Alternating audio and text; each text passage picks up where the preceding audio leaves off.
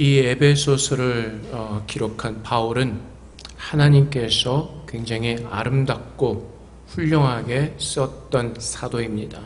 근데 그는 마지막에 이제 로마로 잡혀가서 그의 마지막을 보내게 됩니다.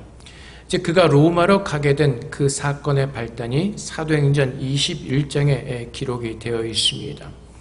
이제 아브라함이 아시아에서 오순절 전에 예루살렘으로 이제 급히 돌아가려고 했습니다.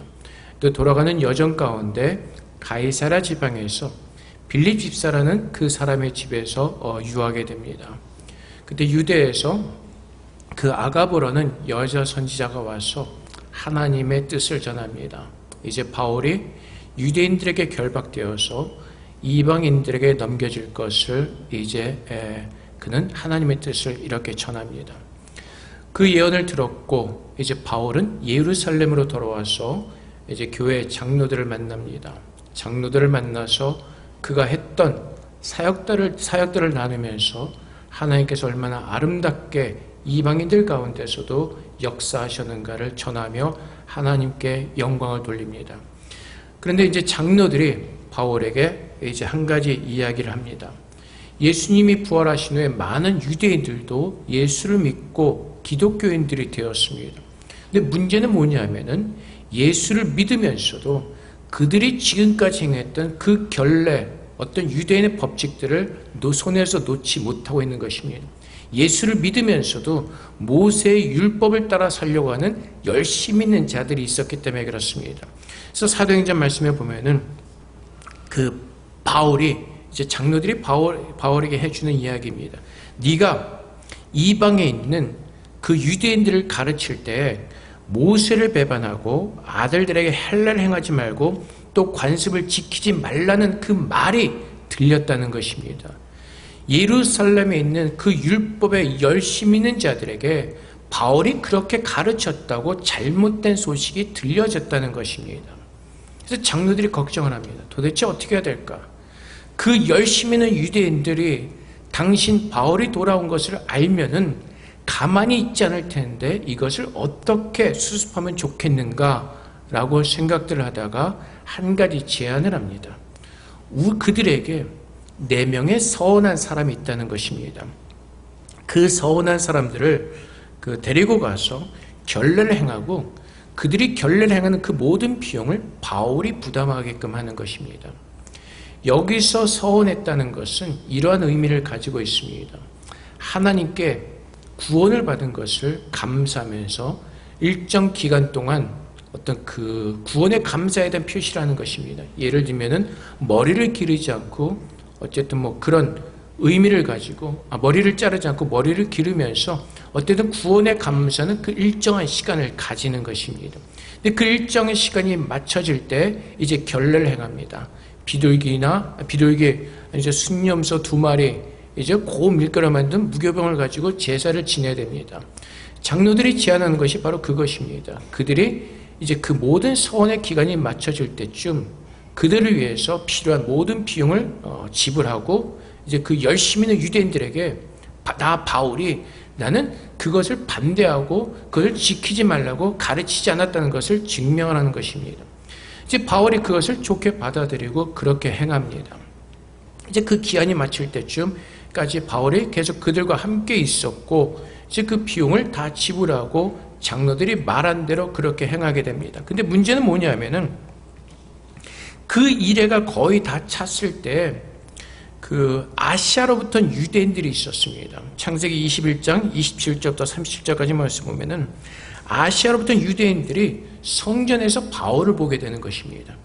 그래서 그 무리들이 거기 예루살렘에 있는 유대인들을 충동하는 겁니다. 어떤 소식이 들렸었다고요? 바울이 모세를 배반하고 그 아들들에게 할례를 행하지 말고 어떤 관습도 지키지 말라고 했다는 그 잘못된 소식을 들은 그 유대인들이 바울을 보고 이제 화를 내는 것이 분노하는 것입니다. 그래서 그 아시아에서 온 그 유대인들이 예루살렘에 있던 유대인들을 충동해서 28절 말씀에 외치되 이스라엘 사람들아 도우라. 이 사람은 각처에서 우리 백성과 율법과 이것을 비방하며 모든 사람을 가르치는 그자인데 또 헬라인을 데리고 성전에 들어가서 이 거룩한 곳을 더럽혔다니 이는 그들이 전에 에베소 사람 드로비모가 바울과 함께 시내에 있음을 보고 바울이 그 성전에 데리고 들어간 줄로 생각함이라라. 그러니까 아시아에서 예루살렘에 돌아온 그 유대인들이 바울을 본 겁니다. 근데 시내 바울이 마침 에베소 사람 그 드로미모랑 같이 있던 걸 보았는데 사람들이 오해를 한 것입니다. 바울이 이 에베소 사람을 데리고 성전으로 들어갔다는 것입니다. 그래서 30절 말씀에 보면 온 성이 소동하고 백성이 달려와 모여서 바울을 잡고 성전 밖으로 끌고 나가는 그런 소란스러운 일들이 벌어지게 되는 것입니다. 그 이유가 왜 그런가 하면은 여러분 성전 사진을 한번 보시기 바랍니다. 이 성전 사진을 보면은 이 가운데 성전이 있습니다. 그리고 양옆으로 뜰이 있는 것을 보게 됩니다. 저 뜰이 바로 이방인의 뜰입니다. 유대인들이 아닌 이방인들은 저 양쪽 그 넓은 뜰에만 들어갈 수가 있지 중앙에 있는 성전은 결코 들어갈 수가 없습니다. 그래서 저 뜰의 그 중간에 있는 그 성벽에 보면은 이방인들은 출입할 수 없다는 경고문들이 붙어 있었습니다. 그래서 그 이 성으로 들어가는 자는 차명을 면치 못할 것이라는 무서운 경고문이 있었습니다. 그래서 유대인들 외 이방인들은 저 이방인의 뜰까지는 들어갈 수 있었지만은 그 중앙 성전으로는 들어갈 수가 없었습니다. 근데 아시아에서 유대인들이 오해를 한 거죠. 바울이 그 에베소 사람을 데리고 저 성전으로 들어갔다는 것입니다. 일어날 수 없는 일이 일어났다고 해서 거기 있던 수많은 유대인들이 분노해서 바울을 잡는 겁니다. 이 사건이 발달이 되어서 이제 바울은 로마로 압송당하게 되는 것입니다. 근데 유대인들이 왜 그렇게 했는가? 그들만의 우월한 선민 사상 때문에 그렇습니다. 그들이 갖고 있었던 그 특징이 무엇이죠? 우리는 하나님께서 특별히 선택한 백성이라는 것입니다. 아브라함을 통해서 우리를 특별히 부르셨고 우리는 하나님의 율법을 받은 자이고 그 증표로 할례를 받은 사람이라는 것입니다.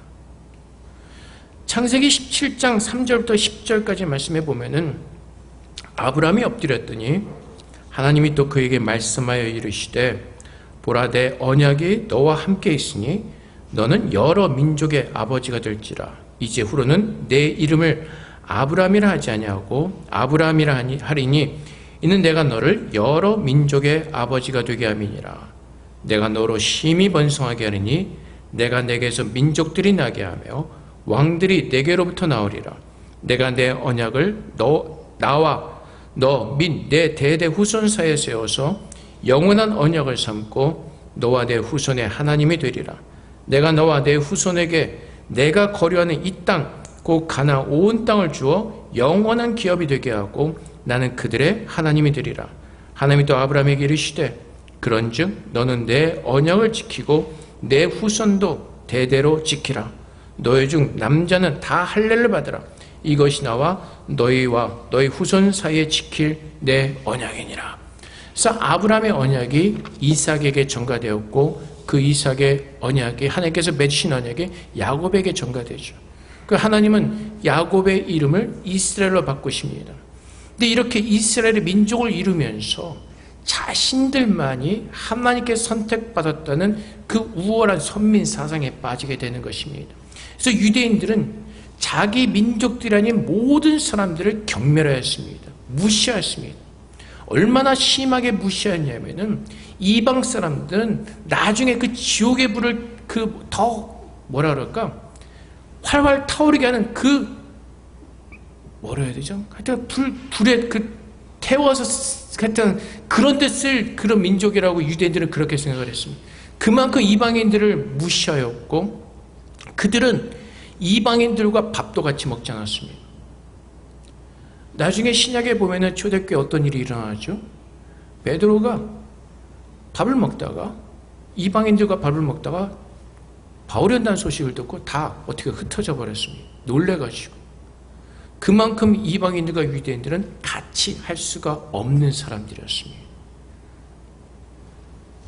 또 유대인들이 자랑했던 것은 하나님이 율법을 주셨다는 것이죠.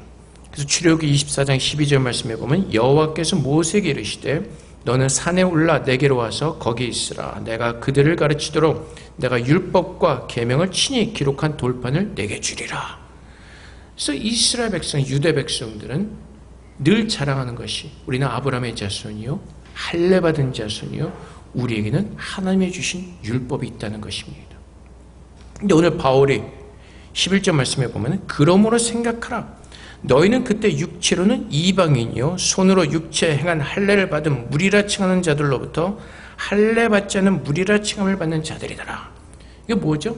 서로 그렇게 부르는 거죠. 이방인들은 이스라엘 사람들 향해서 할례 받은 자들, 손으로 할례 받은 자들, 또 유대인들은 이방 사람들 향해서 할례 받지 않은 무리라고 칭하는 서로 이렇게 부딪히는 사람들이었습니다. 근데 바울이 뭐라고 말하죠? 근데 이방인들아, 너희 한번 생각해봐. 너희는 이스라엘에 받았던 그 약속 밖에 있었던 사람들이야. 근데 지금 우리가 어떤 모습이지? 이전에 너희가 멀리 있던 너희가 그리스도 예수 안에서 그리스도의 피로 가까워졌음을 바울은 가르쳐주고 있습니다. 예수님께서 이 땅에 오셔서 원수된 모든 것들을 무너뜨리시고 화평케 하시고 하나가 되게 하시는 그 놀라운 구원을 우리 모두에게 베풀어 주셨다는 것입니다. 유대인들은 자신들이 아브라함의 자손이라는 것을 자랑하였고 할례받은 것을 자랑하였지만은 결국 그들도 하나님과 원수된 사람들이었습니다. 왜 그렇습니까? 우리가 구약의 모든 역사, 유대인들의 사람들의 모습을 보면은 그들은 아브라함의 자손으로 부름을 받았고 율법을 받았지만은 그들의 삶 가운데서는 하나님을 사랑하는 모습이 없었습니다. 하나님을 경외하는 모습이 없었습니다. 그냥 외적인 것을 붙들고 그것만을 자랑하며 삼았지 그들이 살아가는 모든 모습 속에서는 그들을 택하신 하나님의 모습을 찾아볼 수가 없었습니다. 오히려 하나님께서 싫어하시는 죄의 모습을 가지고 살았습니다. 어떤 모습이죠? 교만의 모습이죠. 내가 이렇게, 나는 이런 사람이야. 나는 이런 핏줄을 가진 사람이야. 나는 이런 나라의 사람이야. 자신의 어떤 그 내적에서 하나님의 사람으로서 가져야 될 그 성품을 가진 것이 아니라 그들은 하나님께서 싫어하시는 교만함을 가지고 하나님께서 가장 싫어하시는 그 교만의 모습을 가지고 하나님과 원수된 모습으로 살았습니다. 이방인들은 이방인들대로 그들은 하나님을 알지 못하였고 그들은 구원의 복음의 은혜를 알지 못하였습니다. 그래서 이방인은 이방인들대로 하나님과 원수된 모습을 살았습니다. 그래서 성경에서 증거하는 대로 이 세상의 모든 사람들은 죄 가운데 갇혀서 하나님과 원수된 그런 비극적인 삶을 살 수밖에 없었습니다. 근데 예수님께서 이 땅에 오셔서 그 모든 우리의 죄를 위해서 십자가를 지시고 우리의 죄를 대신해서 죽으셨습니다. 예수님의 죽으심으로 우리의 모든 죄가 씻김을 받았고 예수님께서 부활하실 때 하나님께서는 그 안에서 죄인들을 함께 살리셔서 하나님의 의인의 자리에 앉히신 것입니다. 그래서 바울이 이렇게 얘기를 합니다. 그는 우리의 화평이신지라 둘로 하나를 만드사 원수된 것 곧 중간에 막힌 담을 자기의 육체로 하시고 그리고 어떻게 하셨다고요? 법조문으로 된 계명의 율법을 폐하셨으니 유대 사람들이 자랑하였던 그 법조문 그 계명을 폐하시고 어떻게 하셨다고요? 15절 중간에 말씀해 보면 이는 이 둘로 자기 안에서 한 세 사람을 지어 화평하게 하시고 우리 스스로 율법을 지킴으로 거룩해질 수 없게 예수님께서 이 땅에 오셔서 우리를 구원하시고 예수 그리스도 안에서 새로운 사람으로 우리를 만드셨다는 것입니다. 또 십자가로 이 둘을 한 몸으로 하나님과 화목하게 하려 하심이라. 원수된 것을 십자가로 소멸하시고 이것이 하나님의 놀라운 구원의 능력인 것입니다. 하나님과 원수되었던 자들 이방인과 유대인들을 예수 그리스도 안에서 어떻게 하셨다고요? 하나가 되게 하셨다고요. 새로운 한 사람으로 만드셨다고 말씀하십니다. 우리 모두를 예수 안에서 하나의 새로운 사람으로 새로운 한 사람으로 만드셨다는 것입니다. 그래서 세상의 모든 사람들이 그 살아가는 모습이 자신들의 생각과 자신들의 의와 자신들의 교만 속에서 분열된 모습으로밖에 살 수 없지만은 예수 믿는 사람들은 예수 안에서 우리 모두가 새로운 한 사람으로 하나님께서는 새롭게 그렇게 우리를 만드셨다는 것입니다. 하나가 되게. 그래서 저와 여러분이, 여러분 옆에 있는 사람들이 예수 안에서 한 사람이 되도록 하나님은 그렇게 우리를 창조하셨습니다. 이것이 하나님의 놀라운 기적입니다. 그 전에는 어떠한 모습이라고요? 서로가 서로를 대적하고 분열하면서 각자 따로 서로를 죽이는 그 삶을 살 수밖에 없었습니다. 그래서 여러분들이 한번 잘 생각해 보십시오. 우리들의 가정이 무너진 이유가 어디에 있습니까? 사회가 무너진 이유가 어디에 있습니까? 나라가 망하는 이유가 어디에 있습니까? 각자가 서로 분열하기 때문에 그렇습니다.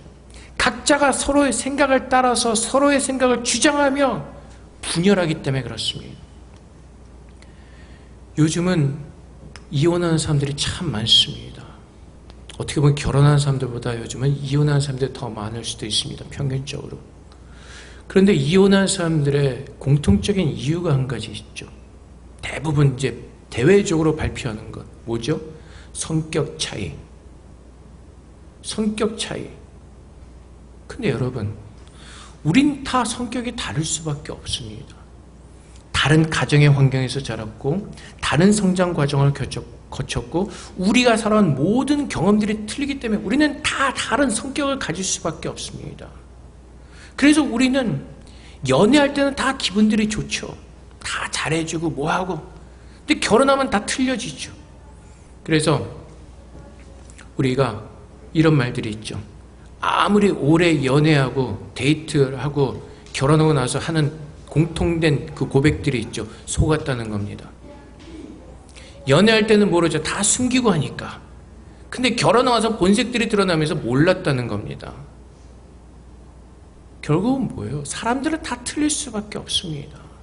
사람들은 다 자신들의 개성들이 있고 다 성격들이 틀릴 수밖에 없습니다. 그것을 찾아서 우리가 서로 이것이 무너지는 순간 내가 속았다고 생각하고 그 속았다고 생각하는 것을 붙들고 늘어지는 순간 싸움이 일어나고 분열이 생기게 되고 상처를 받게 되는 것이고 그래서 헤어지게 되는 것입니다. 근데 문제는 뭡니까?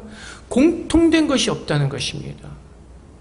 서로가 서로의 것을 주장하기 때문에 공통된 것이 없다는 겁니다. 근데 예수 믿는 사람들은 어떻죠? 우리가 분명히 다른 점이 있지만 우리는 맞춰갈 수가 있습니다. 왜 그래요? 진리가 있기 때문에. 예수 그리스도의 진리가 있기 때문에 우리는 그 진리 속에서 그 다른 그 성격 속에서 우리가 어떻게 맞춰가는 것이 우리가 어떻게 사는 것이 하나님께서 기뻐하실 것인가 우리는 그 진리 안에서 예수 그리스도를 바라볼 때 다른 성격들이 만나서 하나가 되는 그 기적을 보게 되는 것입니다. 자녀들과의 문제도 마찬가지죠. 자녀들의 생각과 우리들의 생각이 틀립니다. 우리가 젊었을 때 생각과 지금의 애들의 생각은 또 확 틀립니다. 10년 전 제가 청년부를 담당했다가 지금 청년들은 훨씬 더 틀립니다. 생각과 모든 것이 다 틀립니다. 그런데 여기서 맞춰나갈 수 있는 그 기준이 무엇이죠? 하나님의 말씀입니다. 내가 예수를 믿는 사람이라면 하나님의 말씀 속에서 우리의 생각들이 하나가 되는 그 주님께서 새롭게 하신 그 한 세 사람이 되는 그 은혜를 누릴 수가 있는 것입니다. 사회도 분열이 되어 있습니다. 온 세상이 우리 모든 미국도 마찬가지고 우리가 보면은 분열이 되어 있는 것을 보게 됩니다. 왜 그렇습니까? 다 자신들의 것을 주장하기 때문에 그렇습니다. 진리가 없기 때문에 내가 생각하는 이것이 맞다는 것입니다. 그래서 사람들은 늘 자기의 것을 주장하고 자기의 것을 가지고 부딪히게 되는 것입니다. 그래서 세상은 어떻게 되죠? 갈수록 분열이 되어집니다. 요즘 인터넷에서 수많은 그 어떤 그 논리들이 돌아다닙니다. 그래서 어떤 사람은 이것을 듣고 어떤 사람은 저것을 들으면서 이것이 맞다 저것이 맞다. 그래서 사람들이 훨씬 더 분열의 기회가 높아집니다. 옛날에는 이런 것이 없기 때문에 그냥 가르쳐주는 그거 하나만 들으면 되는데 지금은 유튜브를 통해서 수많은 사람들의 그 떠도는 소음의 모든 소리를 다 듣습니다. 그 중에서 하나를 취해서 이것이 맞다고 생각하는 그 순간 거기에 미혹이 되어서 내가 붙드는 그것을 가지고 싸움이 나고 분열이 나기 시작하는 것입니다. 근데 하나님께서 어떻게 하셨다고요? 예수 그리스도 안에서, 예수 그리스도 안에 우리를 새로운 한 사람으로 창조하셨다는 것입니다. 우리 모두를 하나님께서 새롭게 창조하셨는데 예수 안에서 나와 여러분 옆에 앉아있는 부부 모든 우리들을 하나님께서 예수 안에서 한 사람으로 딱 만드셨다는 것입니다. 왜 그렇죠? 우리 모두가 예수님의 새로운 영을 받았고 예수님께서 우리의 마음을 새롭게 하시고 예수 그리스도의 자녀로 우리를 만드셨기 때문에 그렇습니다. 그래서 바울이 에베소 교인들에게 말하는 것이 무엇이죠? 너희는 전에는 이방인 뜰밖에 밟을 수 없는 사람들이었지만은 하나님께서 법조문으로 된 모든 계명들을 폐하시고 예수 그리스도의 사랑으로 죄인 되었던 모든 사람들을 용납하시고 용서하시고 이제는 우리 하나님의 성자된 예수 그리스도는 우리 모두를 모으셔서 하나님의 거룩한 자녀로 우리를 아름답게 하셨다는 것입니다. 이것이 이방인이었던 너희들에게까지 미친 하나님의 사랑이라는 것입니다. 그래서 원수되었던 모든 것들은 오직 예수 안에서만 하나가 되어지고 화평할 수가 있고 새로워질 수가 있는 것입니다. 세상에서 아무리 많은 어떤 그것을 학설을 주장하고 아무리 어떤 것을 주장해도 역사를 보십시오. 아담과 하와 이래로 지금까지 모든 역사의 그 사건은 무엇이죠? 분열입니다. 전쟁과 싸움과 분열과 서로가 서로를 죽이는. 그래서 세상은 결코 하나가 될 수 없음을 증명하고 있습니다. 누가 하나가 되게 하신다고요? 오직 하나님께서만이 우리를 하나가 되게 하시는 그 놀라운 능력이 예수 안에서 우리에게 부어졌다는 것입니다. 그래서 교회도, 성도도, 가정도, 부모와 자녀의 관계도 예수를 우리가 믿을 때 예수 안에서 우리는 온전히 하나를 이루며 참 기쁨과 평강을 누릴 수가 있는 것입니다. 그래서 우리가 힘쓰는 것은 무엇이죠? 하나님의 나라가 확정되어지는 것입니다. 예수 믿는 사람들이 늘어나 모두가 하나됨을 함께 누리는 그 기쁨의 영광 가운데 들어가게 하시는 것입니다. 그래서 남편과 아내가 정말 기쁨으로 하나가 되기를 원하죠. 그럼 예수 안에서 복음 안에서 진리 안에서 우리가 그 말씀에 순종할 때 그 부부의 평화가 유지되어지는 것입니다. 다들 문제없이 기분 좋을 땐 하하지만 문제가 생기면 원수처럼 되죠. 이혼할 때 기분 좋게 사랑해하고 이어진 이혼 사람들이 있어요. 원수가 돼서 헤어지죠. 왜 그렇습니까? 내가 원하는 것들이 깨져버렸기 때문에. 세상 사람들이 원수되는 이유가 바로 내 것을 주장하기 때문에 그렇습니다. 근데 하나님께서 우리에게 주신 그 예수 그리스도의 그 사랑의 은혜 속에서 하나님께서 법조문으로 된 그 계명의 율법을 다 폐하시고 우리에게 무엇을 주셨죠? 예수님께서 새 계명을 주시죠. 너희가 서로 사랑하라. 내가 너희를 사랑한 같이 너희도 서로 사랑하라. 그 사랑이 무엇이죠? 내 자신의 모든 것을 버리고 겸손하게 낮아지셔서 섬기는 것입니다. 그것이 예수 믿는 사람들의 증거고 그것이 예수 믿는 사람들의 모습 가운데서 증거되어져야 되는 하나님의 거룩함입니다. 그래서 우리는 무엇을 붙들죠? 예수 그리스도만을 붙드는 것입니다. 하나님의 말씀만을 붙들고 그 말씀에 순종하는 것입니다. 지금 내가 생각하는 것이 옳은 것 같다 할지라도 하나님께서 이렇게 말씀하시니 그 말씀에 순종하는 것, 그것이 하나님께서 기뻐하시는 것이죠. 그때 하나님의 축복을 누리는 겁니다. 예수님께서 어느 날 베드로를 부르러 가실 때 예수님 그 당시에 베드로는 어부였습니다. 밤새도록 고기를 잡으려고 했는데 한 마리도 잡지 못했습니다. 예수님 뭐라고 말씀하시죠? 배 반대편 깊은 곳에 그물을 내려봐라. 근데 베드로가 어떻게 하죠? 예수님은 프로페셔널한 어부가 아니죠. 그분은 목수셨습니다. 베드로가 뭐라고 얘기하죠? 제가 밤새도록 수고했지만 선생님이 그렇게 말씀하시니 내가 그물을 내리겠습니다. 베드로가 생각할 땐 이게 안 되는 겁니다. 베드로가 밤새도록 고기를 잡으려고 했는데 안 잡혔습니다. 베드로는 거기서 날마다 고기를 잡는 사람입니다. 자기가 아는 경험이 있습니다. 지식이 있습니다. 근데 지금 예수님께서 배 반대편 깊은 곳으로 그물을 내리라고 말씀하시는데 지금 내 생각으로 이것은 안 되는 겁니다. 근데 베드로는 어떻게 하죠? 주님의 말씀에 순종해서 그물을 던집니다. 어떤 기적을 체험합니까? 그물이 찢어질 정도로 고기가 잡히는 그 놀라운 기적을 체험하는 것입니다. 그것이 하나님께서 우리에게 요구하시고 하나님의 자녀들이 하나님 앞에 순종해야 될 모습들인 것입니다. 자꾸 내 생각을 꺾지 못하기 때문에 부딪히는 것입니다. 자꾸 내가 원하는 것을 꺾지 못하기 때문에 자꾸 분열이 나고 자꾸 시끄러지고 자꾸 부딪히게 되는 것입니다. 하나님께서 기뻐하시는 그것, 하나님께서 말씀하신 그 진리가 참으로 내 삶의 길이요, 참으로 내 삶의 등불인 것을 고백하면서 믿음으로 순종하면 하나님께서 우리의 삶 가운데 역사하신 그 놀라운 축복을 누리게 되는 것입니다. 근데 문제는 뭐라고요? 우리의 우둔한 마음, 돌같이 굳어진 마음들. 그래서 우리는 그것을 위해서 기도하는 겁니다. 하나님 오늘 내게 믿음을 새롭게 하셔서 오직 주님의 말씀만 믿고 그 말씀에 순종할 수 있도록 주님 저의 생각을 꺾어주시고 저의 마음을 낮춰주시고, 그래서 하나님께서 사실 우리 안에서 역사하시는 그 모든 것들이 무엇이죠? 우리의 생각을 꺾으시고 우리를 낮추시는 거죠. 그래서 우리가 어떤 시간들을 지낼 때마다 어떤 일을 경험할 때마다 내가 꺾여지고 낮아지고 하나님만이 능력이십니다, 하나님의 내 모든 것 되신다고 고백할 수 있도록 하나님께서 모든 상황 가운데 역사하시는 것입니다. 그래서 우리 믿는 사람들은 우리가 서 있는 그곳에서 하나님을 바라보면서 우린 주 앞에 기도하는 것입니다. 하나님, 오늘 내 삶 가운데서 주님께서 이루고자 하시는 것을 아름답게 이루어 주시옵소서. 지금 내가 직장에서 일을 합니다. 하나님, 이 일을 통해서 하나님께 내게 이루시고자 하는 것이 내 안에 아름답게 이루어지게 해주세요. 공부하는 그 교실에서도 하나님, 내가 이곳에서 공부하는 동안 하나님의 뜻이 아름답게 이루어지도록 하나님 그렇게 나를 축복해 주세요. 내 모든 것을 다해서 하나님께 집중하며 하나님께서 기뻐하신 그것을 이루어갈 때 우리는 주님 안에서 새롭게 하신 한 사람이 되었음을 우리는 깨닫고 그 기쁨의 영광을 누리게 되는 것입니다.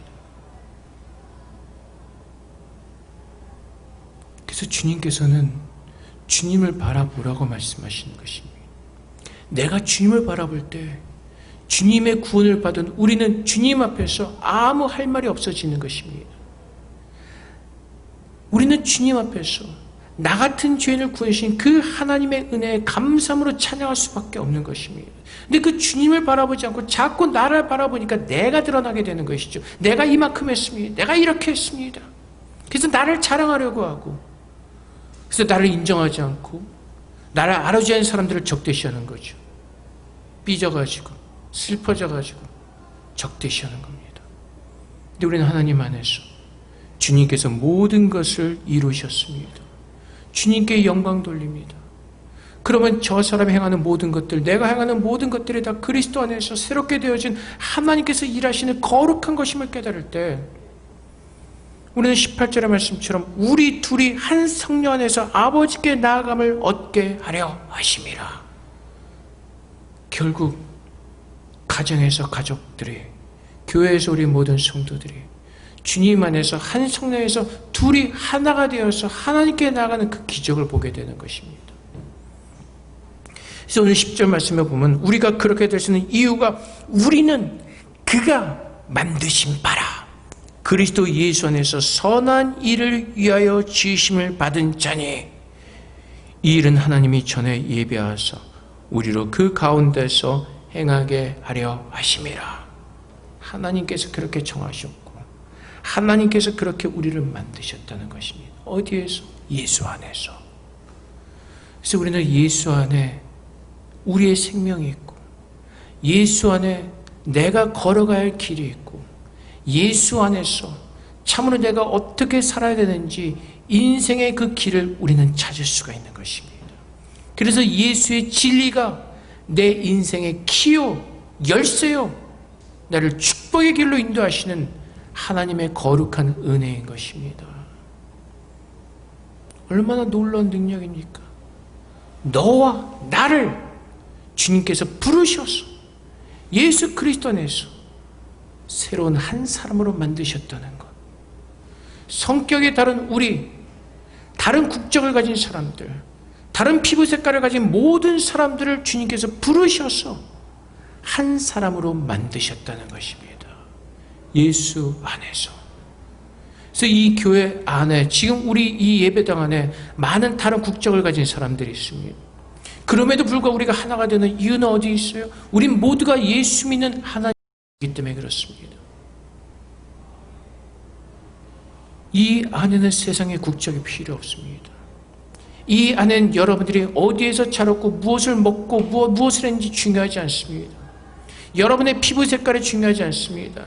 여러분이 어떤 환경 속에서 자라는지, 어떤 가정의 문화 속에 자라는지 그것이 중요하지 않습니다. 중요한 것은 오늘 예수 안에서 그 살리심을 받는 영원한 구원의 은혜를 받았고 그 사랑의 은혜가 지금 내 안에 충만함으로 우리는 그리스도 안에서 하나님의 아름다운 가족을 이루어서 한 성령 안에서 하나가 되어서 하나님께로 나아가는 축복된 이 세상에서 가장 축복받은 하나님의 자녀들로 우리는 부름을 받은 것입니다. 그래서 바울이 이렇게 고백합니다. 갈라디아서 8장 15절 말씀에 할례나 무할례가 아무것도 아니로되 오직 새로 지으심을 받는 것만이 중요하니라. 뭐라고요? 할례나 무할례가 아무것도 아니라는 겁니다. 오직 새로 지으심을 받는 것만이 중요하니라. 내가 정말로 예수를 믿는 사람이냐 아니냐, 그것이 중요하다는 것입니다. 그래서 바울이 계속해서 갈라디아서 5장 6절 말씀에 그리스도 예수 안에서는 할례나 무할례나 효력이 없으되 사랑으로서 역사하는 믿음뿐이니라. 무엇으로 역사하느냐? 사랑으로서 역사하는. 하나님의 사랑으로 우리가 구원을 얻었기에, 예수님께서 우리를 사랑하셨기에 이제는 내가 그 사랑을 믿기에 예수 안에서는 오직 사랑으로 역사하는 그 믿음만이 오늘 나를 살게 하시는 것입니다. 여러분, 세상이 얼마나 찢어져 있습니까? 세상이 얼마나 분열되어 있습니까? 어리석게도 교회 안에도 분열되어 있는 모습들이 너무나 많이 있습니다. 왜 그렇습니까? 세상의 것을 들여서 자꾸 내 지혜와 내가 아는 것을 주장하기 때문에 그렇습니다.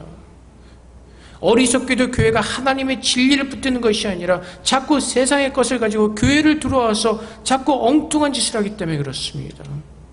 정치, 사회 어떤 그 이념들, 교회의 본질은 주님이 나를 구원하시고 하나님의 나라가 내게 임하시고 주님의 나라가 확장되어지는 것입니다. 그래서 여러분, 남한과 북한이 시간적, 공간적으로는 지금 분열되어 있지만은 주님 안에서는 우리가 북한에 있는 성도들과 남한에 있는 성도들이 이미 예수 안에서 우리는 하나가 되어 있는 것입니다. 전 세계에 있는 모든 크리스찬들이 예수 안에서 우리는 이미 하나가 되어 있는 것입니다. 우리는 가끔 듣습니다. 이슬람 국가에서 예수 믿는 사람들이 얼마나 비참하게 처참하게 죽임을 당하는지, 그들이 숭배했는지 듣습니다. 그 이야기를 들으면서 우리의 마음도 착잡하고 우리는 그들을 위해서 기도합니다. 전혀 알지 못하는 사람들인데 왜 그렇습니까? 예수 안에서 우리는 하나이기 때문에 그렇습니다. 우리가 전혀 보지 못하였고 우리가 알지 못하는 사람들이지만 그런 순교의 소식을 들을 때마다 우리의 가슴이 아프고 또 한편 앞에 영광을 돌리게 되는 그 이유는 예수 안에서 하나님께서 우리를 한 사람으로 새롭게 우리를 창조하셨기 때문에 그렇습니다. 그래서 하나님의 나라는 시 공간을 초월해서 하나가 되는 것입니다. 하나님의 나라는 어느 국가가 기독교 국가가 되는 것이 아니라 이렇게 점점 한 성도가 하나님을 믿으면서 하나님의 나라가 임하면서 우리가 하나의 공동체로 나아가는 것, 그것이 하나님의 나라가 확장되어지는 것입니다. 우리는 그렇게 부름을 받았고 그렇게 하나님의 은혜 속에서 하나가 되는 놀라운 축복을 받았습니다. 얼마나 놀랍습니까? 색깔이 다른 우리가, 다른 인종들이, 다른 국적을 가진 사람들이 하나님께서 하나가 되도록 그렇게 우리를 한 사람으로 예수 안에서 창조하셨습니다. 우리는 예수 안에서 그 사랑으로 하나됨을 힘써 지키면서 우리를 구원하신 그 하나님의 사랑만이 증거되어지는 그 아름다운 교회, 성도로서 이 땅에 서서 아직도 그들이 죽은 가운데서 어두운 가운데서 분열되어지며 그 비참한 모습 살아가는 그들에게 하나님의 거룩한 빛을 비추어서 하나님께서 우리를 하나가 되게 하신 것처럼 그들도 주님께로 돌아오는 귀한 놀라운 역사가 하나님께서 계속해서 이루어 주시길 우리는 기도하며, 또한 우리 안에서도 그 놀라운 역사가 증거되어질 수 있도록 우리는 그렇게 함께 기도하며 나아가야 될 것입니다. 그래서 우리의 기도는 하나됨을 힘써 지키는 것입니다. 성령 안에서, 예수 안에서, 그리스도의 사랑 안에서 내 모든 생각과 내 편견과 내 고집과 내 모든 것을 내려놓고 오직 예수 그리스도의 진리만이 나를 살게 하시는 능력임을 믿고 그분의 진리 안에서 순종하는 그런 거룩한 산 예배를 드릴 때 우리는 한 세 사람으로서 우리는 아름다운 주님의 나라를 이뤄가며 주님께서 우리에게 허락하신 놀라운 축복들을 누리는 거룩한 백성으로 우리는 살아가며 주님 맞을 날을 우리는 준비하게 될 것입니다. 그래서 이 시간에 앞에 기도하겠습니다. 하나님, 우리 모두를 새롭게 하셨습니다. 주님의 사랑 안에서 사랑으로 하나가 되게 하시고 우리를 하나 되게 하신 그 하나님의 은혜에 감사하며 서로를 축복하며 그리스도의 사랑을 나누는 아름다운 공동체가 될 수 있도록 그렇게 우리를 축복해달라고 주 앞에 기도하며 나가도록 하겠습니다. 기도하겠습니다. 사랑의 아버지 하나님, 주님께서 원수되었던 우리들을 하나님 안에서 하나가 되게 하셨습니다. 그리스도 예수 안에서 우리를 새로운 한 사람으로 창조하셨습니다. 아버지 하나님, 주님의 진리가 우리 가운데 임재하셔서 그 진리를 붙들게 하시고 진리 안에서 새로워지는 은혜를 누리게 하여 주시옵소서. 기존인 모두가 진리 안에서 자유함을 누리기를 원합니다. 세상에 거짓된 것에 얽매여서 우리가 속박당하는 것이 아니라 진리 안에서 자유함을 누리며 그 진리의 기쁨을 누리는 믿음의 아름다운 성도가 되게 하여 주시옵소서. 하나님 감사합니다. 죄인 됐던 우리들, 찢어져서 분열될 수밖에 없었던 우리들을 하나님께서 예수 그리스도의 사랑으로 새로운 한 사람으로 우리를 만드셨습니다. 우리 모두가 하나님을 알게 하시고 기억하게 하셔서 내가 주 앞에 영광과 믿음의 성도로 설 수 있도록 우리 모두를 축복하여 주시옵소서. 하나님 아버지 감사합니다. 우리가 죄 가운데 있을 때는 서로가 서로를 향해서 대적하며 찢어졌고 분열할 수밖에 없었던 죄인들이었지만은 예수님께서는 우리 한 사람 한 사람을 부르셔서 예수 안에서 새로운 한 세 사람으로 우리를 새롭게 창조해 주셨습니다. 아버지 하나님, 이제 우리 모두가 그리스도의 은혜와 사랑 안에서 하나 되었음을 알게 하시고 예수 그리스도의 사랑으로 섬기며 하나됨을 힘써 지키는 그리스도의 지체 되게 하시고 공동체 되게 하여 주시옵소서. 그래서 우리의 구원자 되신 예수 그리스도만이 우리 안에서 존귀케 되어지게 하시고 그리스도의 모습이 증거되어지게 하셔서 아직도 세상에서 나를 드러내기를 기뻐하며 서로가 찢어져서 그 아프고 상처많은 삶을 사는 그들에게 참 주님의 사랑을 전하게 하사 모두가 예수 안에서 하나가 되어서 하나님께서 허락하신 그 하늘나라의 기쁨이 오늘 이 세상에서 살아가는 우리 모두에게 그 기쁨을 누리며 감사하며 앞에 영광 돌리며 예배하는 제들 될 수 있도록 우리 모두를 축복하여 주시옵소서. 감사하며 예수 그리스도 이름으로 기도합나이다. 아멘.